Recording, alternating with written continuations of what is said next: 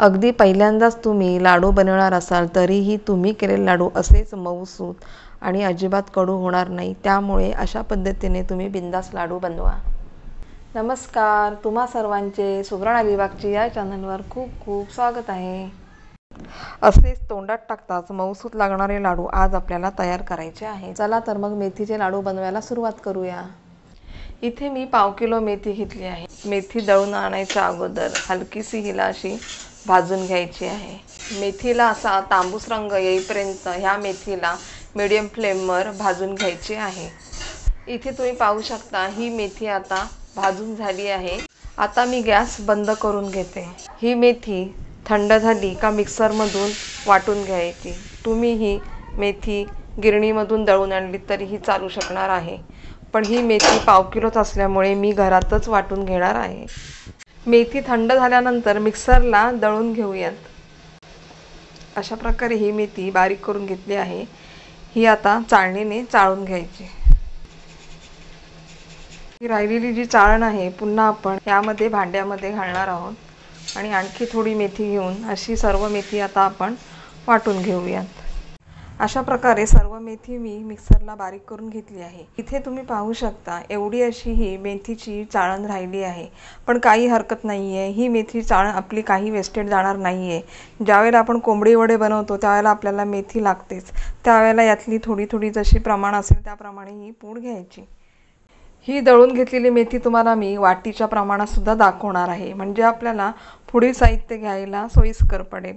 मेथीचे लाडू जर तुम्हाला कमी प्रमाणात कडू हवे असतील तर तुम्हाला ही एक महत्त्वाची प्रोसिजर आहे, ती करावीच लागणार आहे। ती कोणती आहे ते तुम्हाला मी पुढे दाखवणार आहे। अशा या 2 वाटीच्या प्रमाणात ही मेथीची पावडर झाली आहे।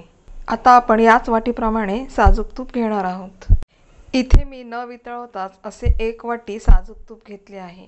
या तुपामध्ये आपल्याला ही मेथी भिजवून घ्यायची आहे।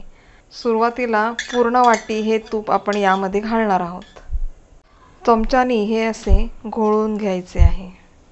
1 वाटी साजूक तुपामध्ये इथे तुम्ही पाहू शकता ही मेथी या प्रमाणात भिजली आहे। इथे मी आणखी अर्धी वाटी हे साजूक तूप घालून घेतले आहे। पुन्हा हे आपण हे असे घोळवून घेणार आहोत। चला तर मग मेथीचे लाडू कमी कडू होण्यासाठी पुढची प्रोसिजर करूयात। आता ही तुपात भिजवलेली मेथी 5 दिवस अशीच भिजवून ठेवायची आहे। प्रत्येक दिवशी आपल्याला ही मेथी ढवळून घ्यायची आहे। हे मिश्रण आपण झाकून ठेवून द्यायचे आहे। तुपामध्ये ही मेथी 5 दिवस भिजेपर्यंत आपण कोणती पूर्वतयारी करायची हे तुम्हाला मी सांगणार आहे। जसे की सुकं खोबरं किसून ठेवणे, गूळ चिरून ठेवणे आणि ड्रायफ्रूट कट करून ठेवणे। इथे मी 100 ग्रॅम खारीक घेतला आहे आणि बाकी सर्व जो ड्रायफ्रूट आहे ते मी 50-50 ग्रॅमच्या प्रमाणात घेतला आहे। अख्ख्या खारीकाऐवजी तुम्ही इथे खारीक पावडर सुद्धा घेऊ शकता। आता हे सर्व कट करून घेऊयात। इथे मी अशा प्रकारे ड्रायफ्रूट कट करून घेतले आहेत। इथे मी खारीकचे छोटे छोटे तुकडे करून घेतले आहेत, पण तुम्हाला जर मिक्सरला लावून याची पावडर करायची असेल तर तुम्ही करू शकता। पाहू शकता मेथी ही अशी छान तुपामध्ये मुरली आहे। आता ही मेथी तुपामध्ये मुरवण्याचं कारण म्हणजे की याचा आता कडवटपणा बराचसा कमी झाला आहे। आता तुम्ही इथे पाहू शकता हिवाळ्यात जर आपण ही मेथी अशी तुपात भिजत घातली असती ते गोठलं असतं, पण आताचं जे वातावरण आहे ते उष्ण आणि दमट आहे, त्यामुळे हे तूप असं गोठलेलं नाही आहे। चला तर मग आता आपण लाडूची रेसिपी बनवायला सुरुवात करू। सुरुवातीला आपण 2 टीस्पून खसखस भाजून घेऊयात। चटचट अशी आवाज करायला लागली, आता खसखस आपण ही काढून घेऊयात। 1 वाटी भाजूया हालिम। कढई गरम झाली की गॅसची फ्लेम स्लो करूनच अगदी नॉर्मल आपल्याला ही हालिम भाजून घ्यायची आहे। हालिम जास्त करपू द्यायची नाही आहे। चटचट असा आवाज सुरू झाला की लगेच हालिम आपल्याला काढून घ्यायची आहे। हालिम आणि खसखस थंड झाली की आपल्याला हे असे मिक्सरला जाडसरच वाटून घ्यायचं आहे। इथे मी खिसून घेतलेलं पाव किलो सुकं खोबरं घेतलं आहे। तुम्हाला याचं मी वाटीचं प्रमाण सुद्धा दाखवणार आहे। आता हे खोबरं आपण भाजून घेऊयात। जास्तही करपू द्यायचं नाही आहे, अगदी थोडा लालसर कलरवर येईपर्यंत हे खोबरं आपल्याला भाजून घ्यायचं आहे। इथे तुम्ही पाहू शकता अशा पद्धतीने आपल्याला स्लो गॅसवरच हे खोबरं भाजून घ्यायचं आहे। हे जे कढईला लागलेले खोबरं आहे ते असं टिश्यू पेपरने आपल्याला साफ करून घ्यायचे आहे। आता आपण दुसरी स्टेप जी करणार आहोत त्यावेळेला या खोबऱ्याचा चुरा खूप असा करपून जाईल, म्हणून आपण अशी टिश्यू पेपरने ही कढई साफ करायची आहे। आता हे भाजलेलं खोबरं थंड झालं की आपल्याला असे हे खोबरं चुरून घ्यायचं आहे। इथे तुम्ही पाहू शकता अशाच नॉर्मल प्रमाणामध्ये आपल्याला हे खोबरं असं चुरून घ्यायचं आहे। इथे मी 1 वाटी डिंक घेतला आहे, वजनी प्रमाणात हे 100 ग्रॅम आहे। हे आता आपल्याला थोडं थोडं तळून घ्यायचं आहे। तुपाचं प्रमाणसुद्धा मी तुम्हाला याच वाटीने दाखवणार आहे। इथे तुम्ही पाहू शकता 1 वाटी असं मी तूप घेतलं आहे। 1.5 वाटी साजूक तुपात आपण मेथीची पावडर ही भिजत घातली होती आणि आता ही आणखी 1 वाटी अशी मी तूप घेतलं आहे। त्यातलं थोडं थोडं तूप घालून आपण डिंक तळून घेणार आहोत। डिंक तळताना सुद्धा गॅसची फ्लेम स्लोच ठेवायची आहे। इथे मी डिंकाचा खडा टाकलेला आहे। तूप आपले व्यवस्थित गरम झाले आहे। आता आपण डिंक तळून घेऊयात। डिंक टाकताना असे पसरवून घालायचे आहे। यामध्ये डिंक तळताना हे असे चांगले फुलून द्यायचे। एखादा डिंक जर यामध्ये अर्धा कच्चा तळला गेला तर तो आपल्या दाताखाली येऊ शकतो, म्हणून हे डिंक असे व्यवस्थित चांगलं फुलून घ्यायचं आहे। इथे तुम्ही पाहू शकता सर्व डिंक हे असं तळून झालं आहे। इतकं डिंक तळायला मला अर्धी वाटी असे तूप लागलं आहे। याच तुपामध्ये आपल्याला खारीक हे असे भाजून घ्यायचे आहे। जास्तीचं तूप इथे घालायचं नाही आहे। ज्याप्रमाणे मी भाजण्याची आणि तळण्याची जशी स्टेप दाखवली आहे ही सगळी प्रोसिजर करायची आहे। इथे तुम्ही पाहू शकता डिंकाचं जे राहिलेलं तूप होतं ते ह्या खारीकने असं सगळं ऑब्झर्व करून घेतलं आहे। हे खारीक आता आपण काढून घेऊयात आणि बाकीचे ड्रायफ्रूट अगदी थोड्या तुपामध्ये आपण भाजून घेणार आहोत। इथे मी 2 टेबलस्पून तूप घालत आहे। यामध्ये आपण आता मनुकं तळून घेऊयात। खारीक नंतर आपल्याला तुपामध्ये मनुके तळून घ्यायचे आहेत। हे मनुके अशा प्रकारे तुपामध्ये मी तळून घेतले आहेत। मनुके तळून झाल्यानंतर जे काही हे कढईला तूप लागले आहे त्या कढईतच आपल्याला हे सर्व ड्रायफ्रूट भाजून घ्यायचे आहेत। पुन्हा आपल्याला तूप घालायचं नाही आहे। ड्रायफ्रूट पण इथे भाजून झाले आहेत। आता गॅस बंद करून घ्या। लाडू जर आपले बरेच दिवस राहिले तर हे ड्रायफ्रूट लाडूमध्ये खोमट लागत नाहीत, म्हणून असे हे ड्रायफ्रूट सर्व भाजून घ्यायचे आहेत।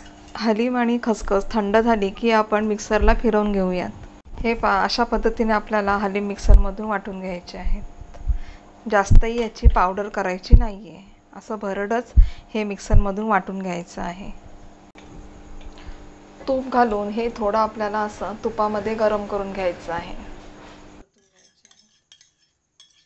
हे हलीम फक्त आपल्याला असे तुपातून परतून घ्यायचे आहेत। ऑलरेडी हे हलीम आपण भाजूनच घेतलेले आहेत, त्याच्यामुळे जास्त हे हलीम भाजायचे नाही आहेत। ज्या परातीमध्ये किंवा पातेल्यामध्ये आपण जे लाडूचे मिश्रण बनवणार आहोत त्यामध्येच हे हलीम काढून घ्यायचे आहेत। आता आपण मिक्सरला नॉर्मल असं डिंक हे फिरवून घेऊयात। जास्तही आपल्याला याचा चुरा करायचा नाही आहे। अगदी नॉर्मलमध्येच भरडच असा हा डिंक आपल्याला वाटून घ्यायचा आहे। अशा प्रकारे हे डिंक मी क्रश करून घेतले आहे। आता ह्याच तुपाच्या भांड्यात आपल्याला 1 वाटी रवा मिक्सरमधून बारीक करून घ्यायचा आहे। इथे मी जाडा रवा घेतला आहे, त्यामुळे मी मिक्सरमधून हा रवा बारीक करून घेत आहे। तुम्ही जर बारीक रवा घेतला तर मिक्सरमध्ये फिरवण्याची काही गरज नाही आहे। अशा प्रकारे मी हा रवा मिक्सरमधून बारीक करून घेतला आहे। आता यामध्ये घालूयात रवा। रवा पण आपल्याला असाच तुपामध्ये भाजून घ्यायचा आहे। इथे तुम्ही पाहू शकता डिंक आपण ज्या भांड्यामध्ये बारीक केलं होतं त्यामध्येच रवा असा मिक्सरला फिरवून घेतल्यामुळे हे तूपसुद्धा रव्यामध्ये ऑब्झर्व झालं आहे। अर्धी वाटी इथे साजूक तूप घालायचं आहे आणि या तुपामध्ये हा रवा चांगला व्यवस्थित भाजून घ्यायचा आहे। इथे तुम्ही पाहू शकता अशा प्रकारे हा रवा तुपामध्ये फुलून आला पाहिजे आणि असा थोडा तांबूस रंगाचा झाला की या कढईमधून काढून घ्यायचा। हे आता कढईमधून काढून घेऊया। रवा भाजून झाल्यानंतर ही आता यामध्ये मेथी घालूयात। मेथीसुद्धा ऑलरेडी आपण ही भाजून घेतलेली आहे। जास्त ही या तुपामध्ये परतायची नाही आहे। थोडी अशी जसा आपण रवा फुलवला त्याप्रमाणे ही मेथी अशी थोडी फुलायला लागली की लगेच या कढईतून आपण काढून घ्यायची आहे। गॅसची फ्लेम आपल्याला मीडियम ठेवायची आहे। इथे तुम्ही पाहू शकता मेथीला असे बुडबुडे आले की गॅसची फ्लेम आपल्याला स्लो करायची आहे आणि 1 ते 2 मिनिट असे हे ढवळून घ्यायचे आणि ही मेथी कढईमधून काढायची आहे। इथे तुम्ही पाहू शकता मेथी अशी चांगली फेसाळली की आपण ही या पातेल्यात काढून घेणार आहोत। तर तुम्हाला मी गव्हाच्या पिठाचे प्रमाण सांगते। याच मेथीच्या भांड्यामध्ये आपण गव्हाचं पीठ घेणार आहोत। इथे मी अशा 4 वाट्या गव्हाचं पीठ घेतलं आहे। आता सर्वात शेवटी आपल्याला भाजायचं आहे गव्हाचं पीठ। गव्हाच्या पिठाला किती तूप लागणार आहे ते तुम्हाला मी गव्हाचं पीठ भाजताना सांगणार आहे। स्लो गॅसवर सुरुवातीला 15 मिनिटे गव्हाचं पीठ आपल्याला तूप न घालताच असे कोरडेच भाजून घ्यायचे आहे। हे सर्व मिश्रण आता आपण एकत्र करून घ्यायचं आहे आणि हे मिश्रण गरम गरम असतानाच यामध्ये आपल्याला गूळ घालून मेल्ट करून घ्यायचं आहे। इथे आपण गुळाचा पाक बनवणार नाही आहोत। याच गरम गरम मेथीच्या तुपामध्ये आपण गूळ घालून घेणार आहोत। इथे मी 1 किलो गूळ बारीक चिरून घेतला आहे। हा गूळ आता आपल्याला या मेथीमध्ये टाकायचा आहे। याच गरम गरम तुपामध्ये हा गूळ आपल्याला असा स्मॅश करून घ्यायचा आहे।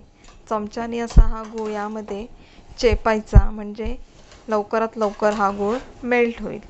इथे तुम्ही पाहू शकता अशा प्रकारे गूळ मी यामध्ये सर्व मेल्ट करून घेतले आहे। स्लो फ्लेमवर गव्हाचं पीठ हे 15 मिनिटे असेच कोरडं भाजून झाल्यानंतर यामध्ये घालणार आहोत आपण तूप। तूप इथे मी 1 वाटी घेतलं आहे, पण तूप घालताना अगोदर सुरुवातीला आपल्याला अर्धी वाटीच तूप घालायचं आहे। इथे मी न वितळवताच तूप घेतलं आहे। आता हे राहिलेलं सर्व तूप मी यामध्ये घालून घेते। इथे तुम्ही पाहू शकता 1 वाटी तूप घालून सुद्धा हे गव्हाचं पीठ असं कोरडंच आहे। यामध्ये आपण आणखी तूप घालणार आहोत। आता हे गव्हाचं पीठ या तुपामध्ये भाजताना आपल्याला सर्व गुठळ्या अशा चमच्याने मोडून घ्यायच्या आहेत। इथे तुम्ही पाहू शकता आपल्याला इथे 1.5 वाटी असे तूप लागलं आहे। अशा प्रकारे हे सर्व गव्हाचं पीठ या तुपामध्ये भिजलं गेलं पाहिजे। हे आता या मिश्रणामध्ये काढून घेऊयात। हे मिश्रण थंड झालं की हाताने तसे एकत्र करून घ्यायचे। यामध्ये आपण क्रश केलेला डिंक घालून घेऊयात। आता यामध्ये आपण सर्व ड्रायफ्रूट आणि हे खोबरं घालून घेऊयात। हे आता सर्व असे हाताने एकत्र करून घ्यायचे आहे। इथे अशा प्रकारे सर्व मी हे मिक्स करून घेतले आहे। आता हे मिश्रण आपले लाडू बनवण्यासाठी तयार झाले आहे। याचे आपण आता लाडू बनवून घेऊयात। अशा प्रकारे हे लाडू मी इथे वळून घेणार आहे। तुम्हाला किती साईजचे लाडू हवेत त्याप्रमाणे तुम्ही इथे लाडू हे वळून घ्या।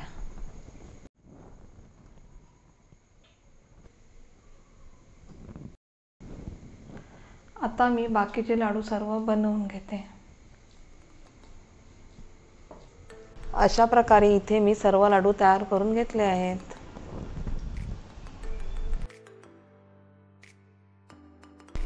या व्हिडिओला नक्की लाईक करा, शेअर करा, कमेंट करा आणि सबस्क्राईब करायला विसरू नका। आता भेटूया आपण नेक्स्ट व्हिडिओमध्ये। ही व्हिडिओ पाहिल्याबद्दल तुमचे खूप खूप धन्यवाद।